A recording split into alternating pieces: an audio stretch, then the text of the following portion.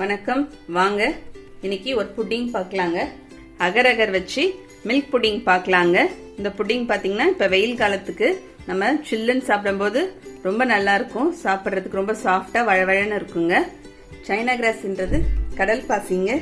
இது பார்த்தீங்கன்னா இந்த வெயிலுக்கு நம்ம எடுத்துக்கும் போது உடம்பு ரொம்ப கூலிங்காக ஆக்கும்.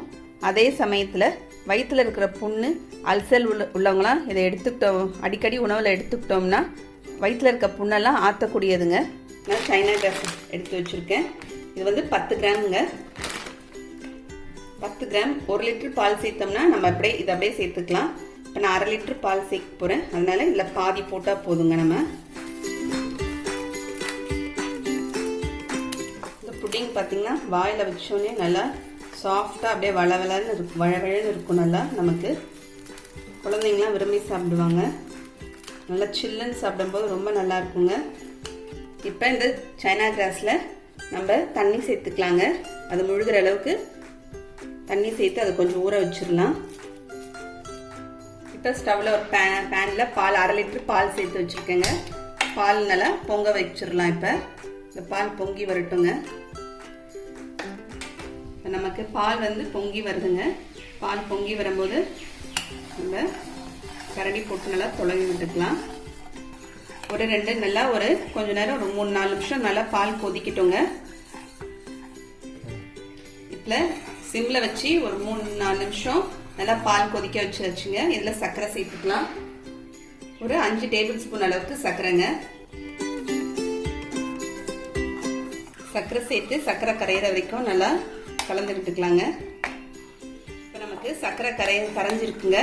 இப்போ நம்ம ஊற வச்சிருக்கிற இந்த சைனா கிராஸை இந்த பாலில் சேர்த்துக்கலாங்க. அதை சேர்த்துட்டு நம்ம நல்லா தொலைவி விட்டுக்கலாம். அது எல்லாத்தையும் கரைஞ்சிடணும் பாலிலே நமக்கு. இப்போ நமக்கு சைனா கிராஸ் சேர்த்து நல்லா பாலில் கரைஞ்சிருச்சுங்க. இப்போ நான் ஸ்டவ் ஆஃப் பண்ணிடுறேன். இப்போ நம்ம 1/4 ஸ்பூன் அளவுக்கு வெனிலா எசன்ஸ் சேர்த்துக்கிறேங்க. இதுக்கு பதில் நீங்கள் ஏலக்காய் தூள் கூட சேர்த்துக்கலாம். இப்போ ஒரு கலந்து விட்டுலாங்க அந்த எசன்ஸ் சேர்த்து. இப்போ இதை ஒரு பிளேட்டில் நம்ம மாற்றிக்கலாம்.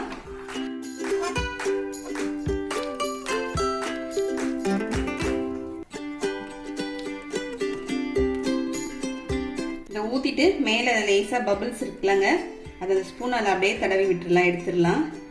இப்படி பண்ணிட்டா அது உடஞ்சிருங்க. அப்போ தான் நமக்கு கரெக்டான மேலே அந்த ஷேப் கிடைக்கும். ரூம் டெம்பரேச்சர் வர வரைக்கும் ஆற வச்சிடலாங்க. நல்லா ஆறிடுச்சுங்க. இப்போ வந்து நமக்கு தேவையான அளவுக்கு நட்ஸ் எடுத்து வச்சுக்கலாம். நான் வந்து பாதாம் பிஸ்தா எடுத்து வச்சுருக்கேங்க. இது அப்படியே மேலே தூவி விட்டுடலாம்.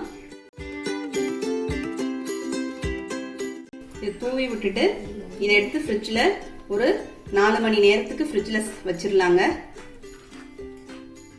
இப்போ ஃப்ரிட்ஜில் வச்சுட்டு வந்துட்டோங்க. 4 மணி நேரம் ஆயிடுச்சு. இப்போ நல்லா செட் ஆயிடுச்சு. இப்போ நம்ம கட் பண்ணிக்கலாம்.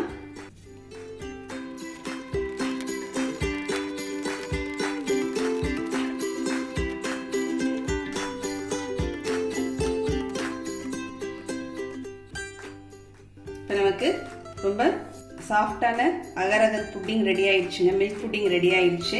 நீங்களும் இந்த மாதிரி செஞ்சு பாருங்க. செஞ்சு பார்த்துட்டு எப்படின்னு கமெண்ட் பண்ணுங்க. இந்த வீடியோ பிடிச்சிருந்தா லைக் பண்ணுங்க, ஷேர் பண்ணுங்க, மறக்காம சப்ஸ்கிரைப் பண்ணுங்க. அடுத்த வீடியோவில் பார்க்கலாம். தேங்க்யூ.